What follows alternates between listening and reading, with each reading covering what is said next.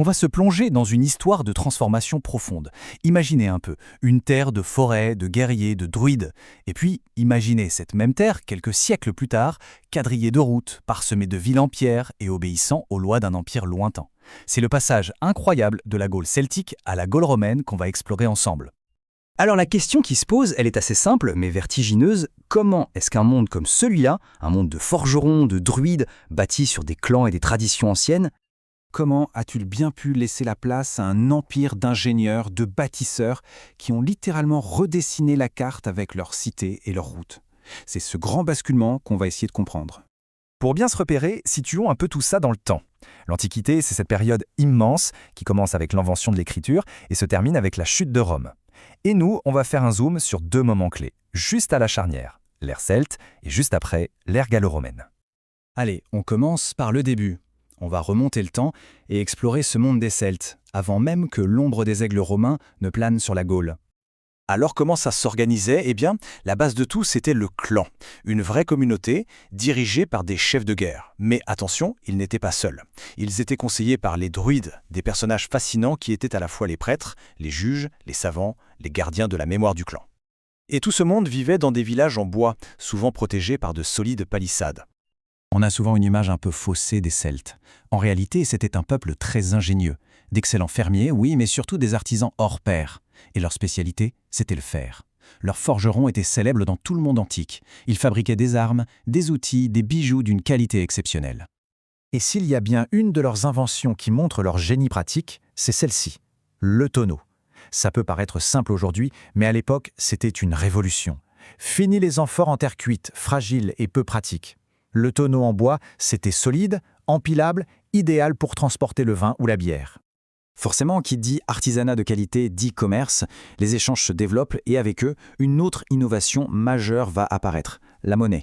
Les Celtes commencent à frapper leurs propres pièces. C'est un signe très clair que leur économie se complexifie et s'ouvre au reste du monde. Mais voilà, ce monde, avec ses savoir-faire, ses traditions, il était sur le point d'être balayé. Et le voilà, le catalyseur, l'événement qui va tout faire basculer.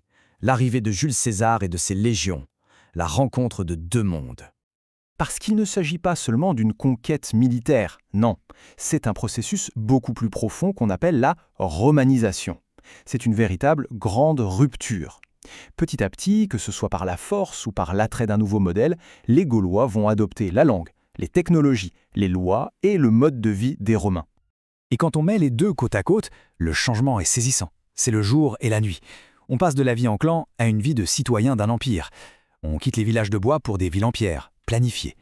L'autorité des druides s'efface devant la loi romaine et le latin devient la langue indispensable pour le commerce et l'administration. D'accord, mais alors concrètement, ça ressemblait à quoi de vivre dans cette nouvelle société? C'était quoi le quotidien d'un gallo-romain? Eh bien, les Romains avaient un plan, une vraie méthode. D'abord, construire des routes en pierre, solides, pour relier tout le territoire et faire circuler les troupes et les marchandises. Ensuite, développer l'agriculture sur de grands domaines, qu'on appelait les villas. Et enfin, urbaniser, créer des villes sur le modèle romain, avec un forum, des temples, des marchés et bien sûr, des thermes. Pour les gens qui vivaient là, la vie a été transformée.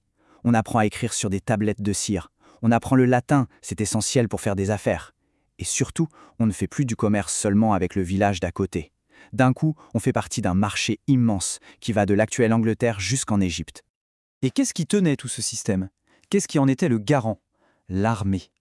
Les légions romaines, postées aux frontières, imposaient ce qu'on a appelé la Pax Romana, la paix romaine. Une paix armée, bien sûr, mais qui a permis des siècles de stabilité et de prospérité économique. Mais voilà, comme toutes les grandes civilisations, cette ère de puissance et de stabilité n'allait pas durer éternellement. À partir du IIIe siècle, l'immense édifice romain commence à se fissurer. Ça vient de l'extérieur, avec la pression de plus en plus forte des peuples germaniques aux frontières. Et ça vient aussi de l'intérieur, avec la montée d'une nouvelle religion, le christianisme, qui remet en cause tout le système de croyances traditionnelles. Et puis on arrive à cette date, une date symbole que tout le monde connaît, 476. Le dernier empereur romain d'Occident est déposé. Pour les historiens, c'est un marqueur, c'est la fin d'un monde. L'Antiquité s'achève et une nouvelle période commence, le Moyen Âge. Tout ça nous laisse avec une dernière question. On pourrait se dire que ce monde a disparu il y a plus de 1500 ans. Mais est-ce si sûr? Quand on parle une langue qui vient directement du latin, Quand on emprunte une route qui suit un tracé romain, ou qu'on utilise un principe de droit hérité de Rome, est-ce qu'on n'est pas, au fond, encore un peu les héritiers de ce monde gallo-romain ?